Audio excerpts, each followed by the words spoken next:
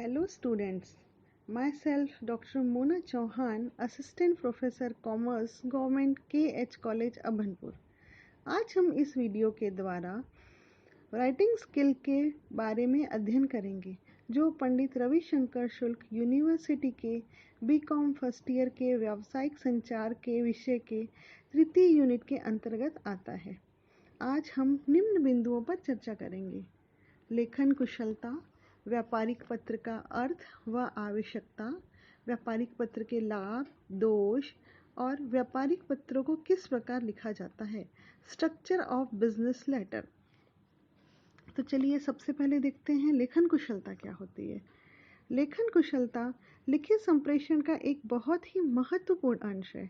आधुनिक व्यापार जगत में व्यापारी के व्यापार की सीमा न केवल राज्य तक सीमित है, बल्कि वह अंतर्राज्यीय व अंतर्राष्ट्रीय स्तर पर भी अपने व्यापार के विकास हेतु निरंतर प्रयासरत है।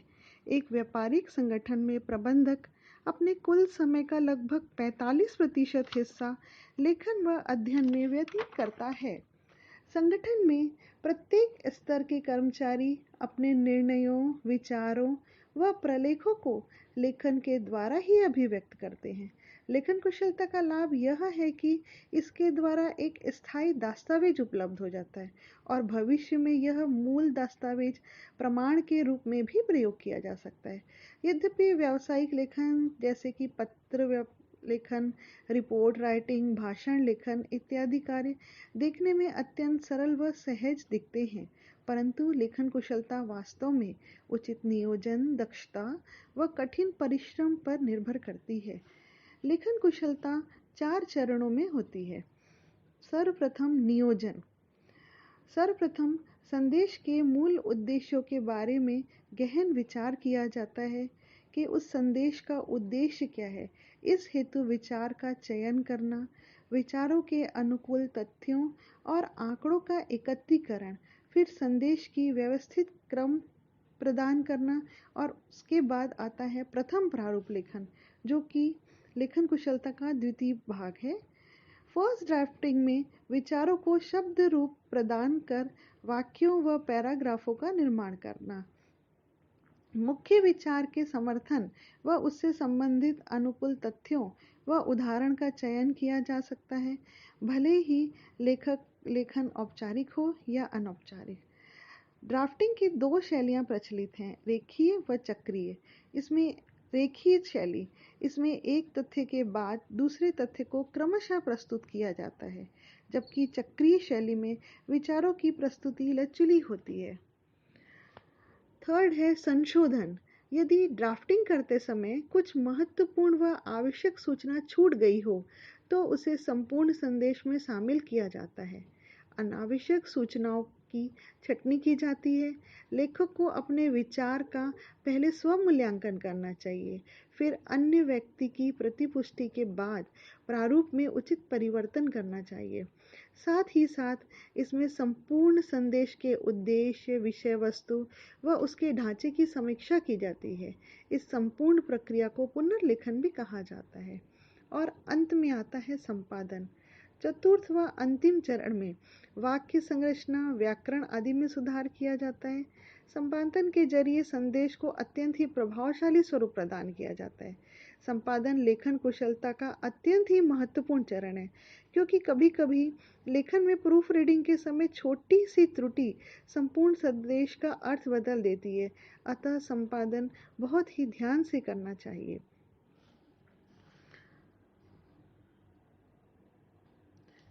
चलिए अब हम जानते हैं कि व्यापारिक पत्र क्या होते हैं। जब 2 व्यक्ति या व्यापारी एक दूसरे से काफ़ी दूर रहकर व्यापार का संचालन करते हैं तथा अपने व्यापार को बढ़ाने का प्रयास करते हैं, ऐसी दशा में व्यापारिक जानकारियों, गतिविधियों के संबंध में दोनों व्यापारी आपस में जो पत्र व्यवहार करते हैं उसे व्यापारिक पत्र कहा जाता है। या हम यूँ भी कह सकते हैं कि जो पत्र किसी 2 व्यापारियों के मध्य किसी व्यावसायिक प्रयोजन से लिखे जाते हैं उन्हें व्यापारिक पत्र कहते हैं।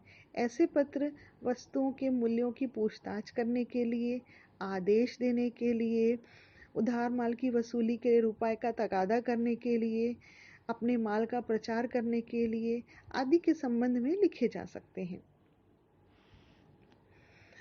वर्तमान युग में व्यापारिक प्रतियोगिता के युग में व्यावसायिक सफलता काफी सीमा तक व्यापारिक पत्र व्यवहार पर भी निर्भर करती है।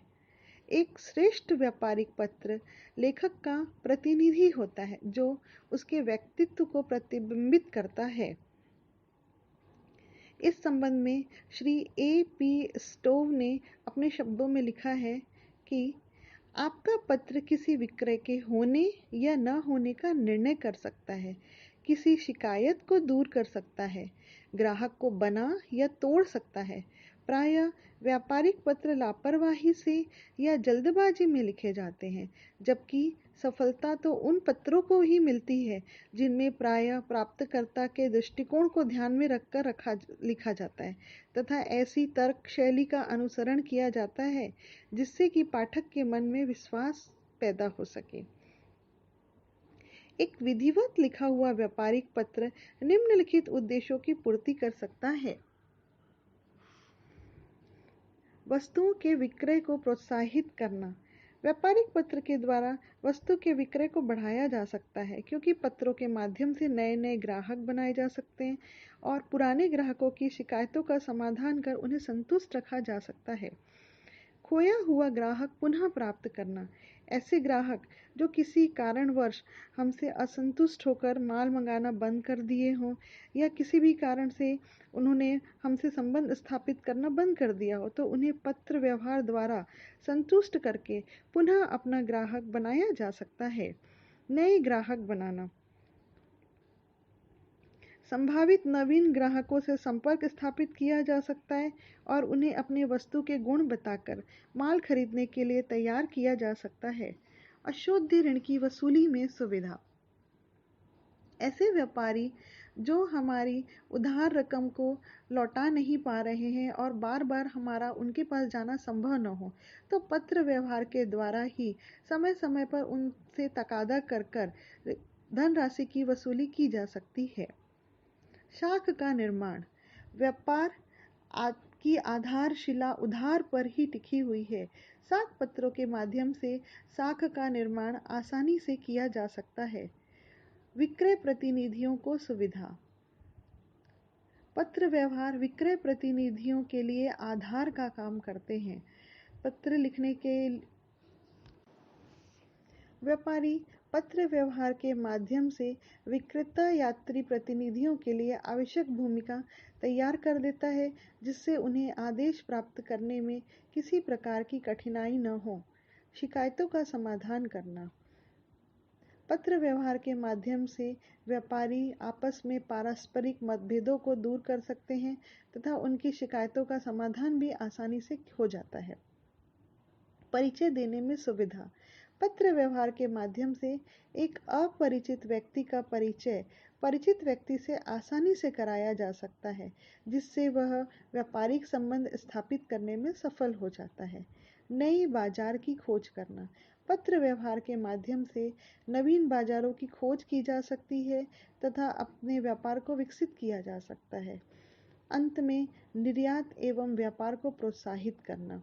व्यापार पत्र के माध्यम से विदेशी व्यापारियों से संबंध स्थापित करके निर्यात व्यापार को बढ़ाया जा सकता है और निर्यात की वृद्धि से बहुमूल्य विदेशी विनिमय का अर्जन करके देश को आर्थिक रूप से मजबूत किया जाता है। व्यापारिक पत्र के लाभ। व्यापारिक पत्र में सबसे अच्छी बात यह होती है कि व्यापार हेतु दोनों पक्षों की भौतिक उपस्थिति अनिवार्य नहीं होती है। विस्तृत एवं जटिल सूचनाओं के संचार हेतु पत्र व्यापार बहुत ही सुविधाजनक होता है। यह साधन बहुत मितव्ययी भी है क्योंकि डाक द्वारा समाचार भेजना फोन पर बात करने की तुलना में अधिक सस्ता होता है। व्यापारिक पत्र प्रमाण का काम भी करता है और भावी संदर्भ के लिए उसका उपयोग किया जा सकता है। जब दो पक्षों के बीच अच्छे संबंध न हो तो लिखित पत्र व्यवहार ही एकमात्र साधन रह जाता है जिससे दोनों व्यापारियों के बीच परस्पर विश्वास का सृजन हो और व्यापार का विकास किया जा सके। गश्ती पत्रों के द्वारा अलग अलग स्थानों पर रहने वाले व्यक्तियों को एक ही सूचना सुविधा से भेजी जा सकती है। व्यावसायिक पत्र के दोष। व्यावसायिक पत्र लिखने में बहुत अधिक समय लगता है और धन का भी बहुत अपव्यय होता है। यदि पत्र किसी दूसरे व्यक्ति के हाथ में पड़ गया तो गोपनीयता भी भंग हो सकती है। पत्र व्यवहार लाल फीताशाही को भी बढ़ावा देता है, क्योंकि बड़ी बड़ी संस्थाओं में पत्र व्यवहार हेतु अनौपचारिकता का पालन करना पड़ता है, जैसे कि एक ड्राफ्ट तैयार करना, अधिकारी से उसे स्वीकृत करवाना, टाइपिस्ट से टाइप करवाना, फिर चपरासी अथवा डाक द्वारा उसे प्रेषित करना। इन विधिक औपचारिकताओं में अधिक समय लगने के कारण लाल फीताशाही को बढ़ावा मिलता है। अशिक्षित व्यक्तियों हेतु व्यावसायिक पत्र व्यापार के लिए निष्प्रभावी है। कभी कभी पत्र व्यवहार द्वारा लिखने वाला अपनी भावनाओं को प्रकट करने में असफल हो जाता है और बहुत बार ऐसा देखा गया है कि पत्र व्यवहार वह प्रत्यक्ष प्रभाव नहीं छोड़ पाता जो मौखिक वार्ता में संभव है और छोटे छोटे संदेश लिखने के लिए बार बार पत्र व्यवहार करना अनुपयुक्त होता है। आइए अब हम देखते हैं व्यापारिक पत्र किस प्रकार लिखा जाता है। Structure of business letter. एक व्यापारिक पत्र को इस प्रकार लिखना चाहिए जिससे कि उसका प्राप्तकर्ता पर एक दृष्टि डालकर ही वह जान सके कि पत्र कहाँ से आया है, उसे किसने लिखा है, किस विषय में लिखा गया है। लेखक को चाहिए कि पत्र लिखने का जो ढंग प्रचलित है वह उसमें परिवर्तन न करे।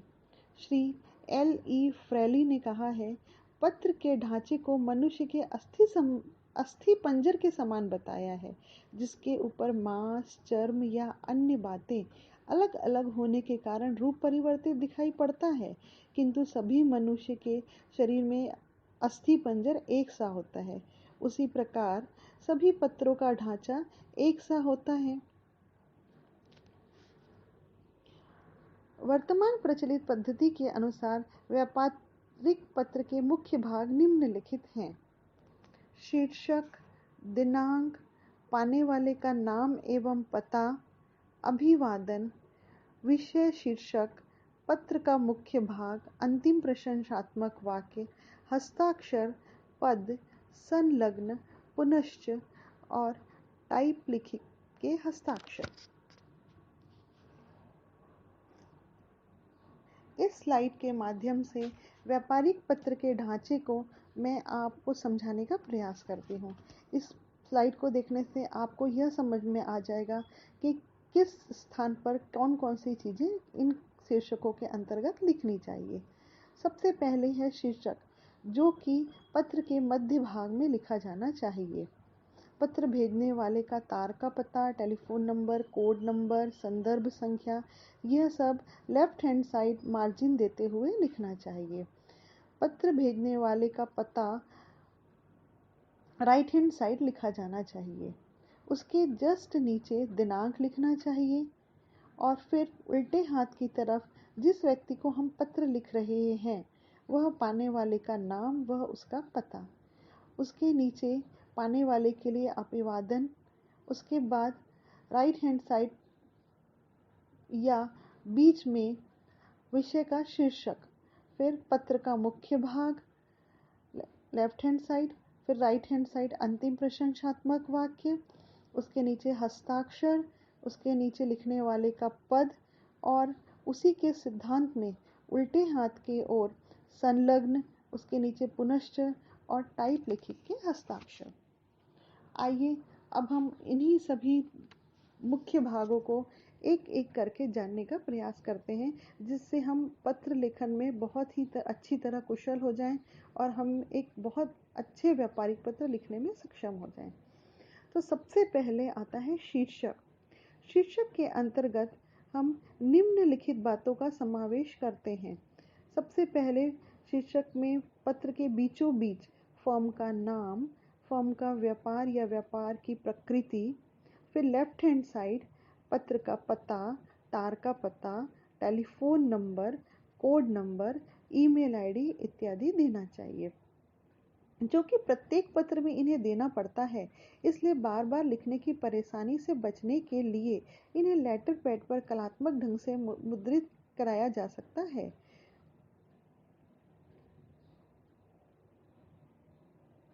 दुकान का नंबर और मोहल्ला या शहर का नाम सीधे हाथ की ओर लिखना चाहिए। शीर्षक के संबंध में निम्नलिखित महत्वपूर्ण नियमों का पालन करना चाहिए। बाएं हाथ की ओर दी जाने वाली सूचनाएं मार्जिन से एक समान दूरी पर प्रारंभ की जानी चाहिए। उनमें प्रत्येक के बाद कोलन लगा देना चाहिए। फर्म के नाम के बाद कॉमा या फुल स्टॉप कभी नहीं लगाना चाहिए। दाएं हाथ की ओर की प्रत्येक सूचना पहली सूचना से 5 स्पेस हटाकर दी जानी चाहिए। दूसरा है दिनांक।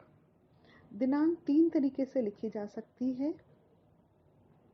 एक जो साधारण तरीका जो हमारा प्रचलित है, दिनांक, माह और वर्ष। और 2 तरीके होते हैं, अमेरिकन मेथड और ऑक्सफोर्ड यूनिवर्सिटी। अमेरिकन मेथड में पहले माह, फिर दिनांक और फिर वर्ष, जबकि ऑक्सफोर्ड यूनिवर्सिटी मेथड में पहले डेट, उसके बाद मंथ और उसके बाद ईयर लिखा जाता है। तीसरा है पाने वाले का नाम व पता। इसे भीतरी पता भी कहते हैं। इसमें पत्र पाने वाले का पूर्ण पता दिया जाता है, जिसे देखकर ही पत्र कार्यालय का डिस्पैच क्लर्क लिफाफे पर पता लिख सके। पूरा पता देने का एक लाभ यह भी है कि वैधानिक कार्यवाही करते समय संबंधित व्यक्ति की पहचान आसानी से हो जाती है। पाने वाले के नाम के साथ यदि उसकी कुछ डिग्रियां या पदवियां हैं तो वह भी लिखनी चाहिए। पाने वाले के नाम के साथ आदर्शसूचक शब्द का भी प्रयोग किया जाना चाहिए, जैसे सैयद, हाफिज, मिर्जा, ठाकुर, लाला, पंडित इत्यादि शब्द उसके नाम के आगे लगाना चाहिए। पाने वाले का नाम अभिवादन के जस्ट ऊपर निम्नलिखित ढंग से लिखा जाना चाहिए। जैसा कि आप इस स्लाइड में देख रहे हैं, 2 तरीका है, अमेरिकन ढंग और अंग्रेजी ढंग। अमेरिकन ढंग आप देख रहे हैं कि मार्जिन के साथ लगा हुआ एक के नीचे एक लिखा जाता है, और अंग्रेजी ढंग आप स्पष्ट देख पा रहे हैं कि किस तरह अंग्रेजी ढंग से पाने वाले का नाम व पता लिखा जा सकता है। उसके बाद आता है अभिवादन। जिस प्रकार 2 व्यक्ति मिलने पर वार्ता प्रारंभ करने से परस्पर गुड मॉर्निंग, नमस्कार इत्यादि करते हैं, उसी प्रकार पत्र द्वारा भेंट करने की दशा में पत्र की विषय रूपी वार्ता प्रारंभ करने से पहले पत्र में कुछ शिष्टाचारपूर्ण शब्दों का प्रयोग किया जाता है, जिन्हें अभिवादन कहते हैं। व्यापारिक पत्र प्राइवेट पत्रों की अपेक्षा औपचारिक ढंग से लिखे जाते हैं, इसलिए उनमें प्रयोग किया जाने वाला अभिवादन का ढंग प्राइवेट पत्रों से भिन्न होता है। व्यापारिक पत्रों में अभिवादन पाने वाले के नाम एवं पते व्यापारिक पत्रों में अभिवादन पाने वाले के नाम व पते के नीचे दिया जाता है। अभिवादन में हम प्रिय सर,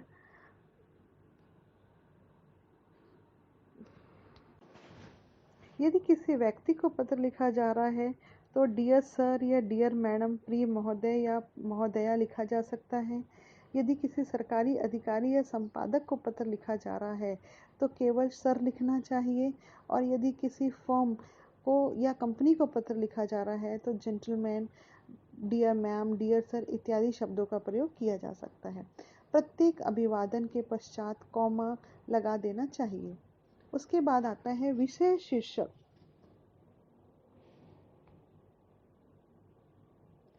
अभिवादन के पश्चात कुछ फर्म पत्र का संक्षिप्त विषय अभिवादन के नीचे मध्य भाग में दे देती है, जिसे विषय शीर्षक कहा जाता है। इसके 2 लाभ होते हैं। पत्र पढ़ने वाले का ध्यान आकर्षित हो जाता है और वह विषय को शीघ्रता से समझ लेता है। दूसरा, पत्रों को फाइल करने में भी सुविधा हो जाती है। विषय शीर्षक के निम्न प्रकार आपको स्लाइड से समझ में आ जाएगा। देखिए जैसे स्लाइड में लिखा हुआ है प्रिय महोदय, उसके नीचे थोड़ी जगह छोड़कर विषय लिखा गया है। उसके बाद आता है पत्र का विषय। पत्र का मुख्य भाग है यह। इसमें भेजा जाने वाला संदेश लिखा जाता है। इसे बड़ी सावधानी से पूर्ण वर्णित अच्छे पत्र के सभी लक्षणों को ध्यान में रखते हुए लिखना चाहिए। प्रायः इसके 3 अंग होते हैं: प्रारंभिक, मुख्य विषय और सारांश। प्रारंभिक, यह भाग परिचयात्मक भाग होता है। यह पढ़ने वाले के मस्तिष्क में बहुत प्रभाव डालता है। कहा गया है well begun is half done. यदि हमारी शुरुआत अच्छी है तो यह समझ जाना चाहिए कि हमारा आधा काम हो गया। इसलिए प्रारंभिक पैराग्राफ ऐसा होना चाहिए जो पाठक के मस्तिष्क में रुचि और कौतूहल पैदा कर दे। प्रारंभिक पैराग्राफ संक्षिप्त व प्रभावशाली होना चाहिए। इसकी शब्दावली पत्र व्यवहार के स्वभाव पर निर्भर करती है। कभी कभी प्रस्तुत पत्र किसी नए विषय पर लिखा भी जा सकता है, तो इसकी रचना परिस्थिति के अनुसार अलग अलग हो सकती है। इस दशा में प्रायः प्राप्तकर्ता का परिचय कैसे प्राप्त हुआ यह बताया जाता है। कभी कभी प्रारंभिक पैराग्राफ का उद्देश्य पिछले पत्र व्यवहार के साथ प्रस्तुत पत्र का संबंध जोड़ना होता है। अधिकांश पत्र पिछले पत्रों के उत्तर में ही लिखे जाते हैं। ऐसे पत्रों में जिस पत्र के साथ संबंध जोड़ना होता है उसकी क्रम संख्या व तिथि का उल्लेख किया जाता है। उसके बाद आता है मुख्य विषय। पत्र के इस भाग में वास्तविक संदेश लिखा जाता है जिसकी सूचना प्राप्तकर्ता को देनी होती है। यदि संक्षिप्त है तो यह एक ही पैराग्राफ में लिखा जा सकता है, परंतु यदि संदेश लंबा है तो स्वभाव के आधार पर उसके कई पैराग्राफ बना जा सकते हैं। यदि पत्र में 2 या 2 से अधिक पृष्ठ हैं तो दोनों पत्र एक ही क्वालिटी के यूज़ करने चाहिए या एक ही लेटर पैड के यूज़ करने चाहिए। एक पैराग्राफ की कम से कम 3 लाइन प्रथम शीट के अंत में होनी चाहिए। उसके बाद ही नया पेज पर अगला संदेश लिखना चाहिए। एक पत्र एक विषय से ही संबंधित होना चाहिए। उसके बाद आता है सारांश। किसी पत्र को समाप्त करना उतना ही कठिन है जितना कि उसे प्रारंभ करना। पत्र के अंतिम भाग का उद्देश्य संदेश को संक्षेप में दोहराकर प्राप्तकर्ता को कार्य के लिए प्रेरित करना होता है। अंतिम पैराग्राफ की भाषा विश्वासजनक, प्रभावशाली व प्रेरणात्मक होनी चाहिए। यदि पैराग्राफ औपचारिक व प्रेरणाहीन है तो सब निरर्थक होगा। अंतिम शब्द इस प्रकार के हो सकते हैं, जैसे हम लिखेंगे शुभ भावनाओं के साथ या अत्यंत आदर के साथ। उसके बाद आता है अंतिम प्रशंसात्मक वाक्य। जिस प्रकार मौखिक वार्तालाप समाप्त होने पर विदा लेते समय 2 व्यक्ति परस्पर नमस्कार इत्यादि करते हैं, उसी प्रकार व्यापारिक पत्रों में पत्र का विषय समाप्त होने पर विदा सूचक कुछ शिष्टाचार पूर्ण शब्द लिखे होते हैं, जैसे जिन्हें अंतिम प्रशंसात्मक वाक्य कहा जाता है।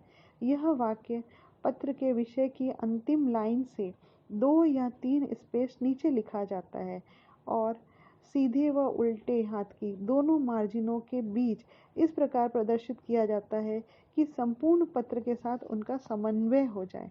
अंतिम प्रशंसात्मक वाक्य के समाप्त होने पर कॉमा अवश्य लगा दिया जाना चाहिए। उसके बाद हस्ताक्षर व पद।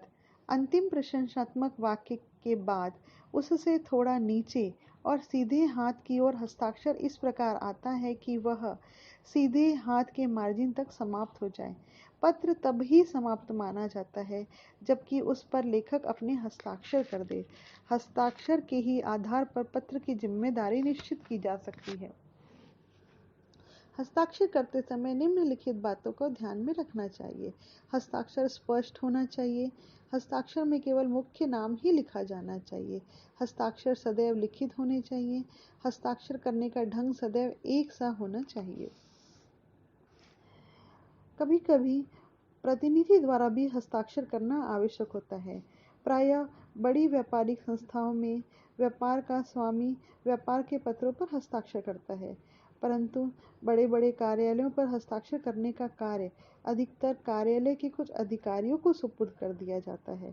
ऐसी दशा में ये अधिकारी ही पत्र पर संस्था की ओर से अपने हस्ताक्षर करते हैं। हस्ताक्षर करने के पूर्व वे उस संस्था का नाम जरूर लिख दें जिस संस्था का वे प्रतिनिधित्व कर रहे हैं, अन्यथा यह माना जाता है कि वह उस पत्र के लिए व्यक्तिगत रूप से जिम्मेदार होंगे। उसके बाद आता है संलग्न। कभी कभी मुख्य पत्र के साथ अन्य कागजात भी, जैसे चेक, बिल्टी, प्रलेख, पुराने पत्रों की प्रतिलिपियां, खाता विवरण इत्यादि भेजना आवश्यक होता है। ऐसी दशा में इनका हवाला हस्ताक्षर समाप्त होने पर उसकी बगल में उल्टे हाथ की ओर मार्जिन से दे देना चाहिए। यदि कोई महत्वपूर्ण कागज पत्र के साथ भेजे जा रहे हों तो उनका शीर्षक पृथक पृथक सूचित करना चाहिए। संलग्न पत्रों का हवाला देने से कार्यालय के डिस्पैच क्लर्क को यह सुविधा हो जाती है कि वह लिफाफे में बंद करते समय पत्र एवं संलग्न पत्रों की जांच कर सकता है कि कोई पत्र लिखने से छूट तो नहीं गया है। प्राप्तकर्ता को भी यह देखने में सुविधा हो जाती है कि उसके पास जो पत्र आया है उसके साथ समस्त कागजात प्राप्त हो पाए हैं या नहीं। उसके बाद पुनश्च साधारणतः पुनश्च लेखक के पाठ पर बुरा प्रभाव डालते हैं, क्योंकि इससे यह स्पष्ट हो जाता है कि लेखक असावधान रहा है। जहाँ तक संभव हो इससे बचना चाहिए, किंतु कभी कभी ये बहुत आवश्यक हो जाते हैं, जैसे कि पत्र लिखने के बाद किंतु डाक में छोड़ने के पहले कोई नवीन घटना ऐसी हुई हो जिसकी सूचना पत्र प्राप्तकर्ता को देना आवश्यक है, तो इस प्रकार के बाद के विचारों को पत्र में पुनश्च का शीर्षक देकर लिखा जाता है। इस पर भी लेखक के हस्ताक्षर होना आवश्यक है। बिक्री के पत्रों में ग्राहकों का ध्यान आकर्षित करने के लिए प्रायः पुनश्च युक्ति का प्रयोग किया जाता है। और अंतिम है टाइप लिखित के हस्ताक्षर। प्रायः बड़े बड़े कार्यालयों में कई टाइपिस्ट हुआ करते हैं। यदि पत्र के टाइप करने में कोई त्रुटि हो गई हो तो उसके लिए कौन सा क्लर्क जिम्मेदार होगा, इसका सरलता से पता लगाने के लिए इन संक्षिप्त हस्ताक्षरों को आधार बनाया जा सकता है। आशा है इस वीडियो के द्वारा आप इस टॉपिक को बहुत अच्छी तरह समझ पाए होंगे।